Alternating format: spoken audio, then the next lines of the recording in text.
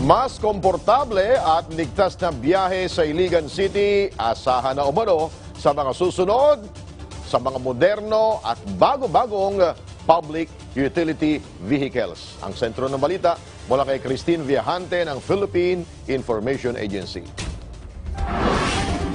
15 modernized public utility vehicles o PUV ang papasada na sa mga kalsada ng Iligan City. Sa pagsisikap ng Royal Development Consortium Transport Service Cooperative o RODECO, Office of Transportation Cooperative at LTFRB, formal na pinasinayaan ang mga makabagong pampasaherong jeep sa ruta nito mula Iligan City proper hanggang sa Bayanihan Village ng Barangay Santa Elena ng lungsod. Ito po ay isang malaking project, no, ng ating presidente. Talaga pong itutuloy po ito. Sa pamasaheng magsimula sa 11 piso, matamasa ng mga pasahero ang komportable at ligtas na pagbiyahe. Kumpleto din sa aircon, mga CCTV cameras, GPS at flat screen TV ang mga makabagong pampasaherong jeeps na ito.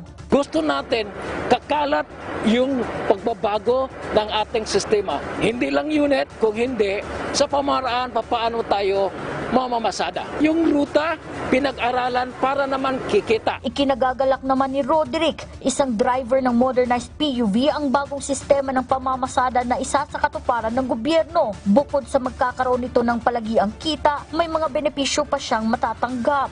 Lahat naman, about sa SS, PhilHealth, Pag-ibig, kanang benepisyo, ilang yatag sa mga.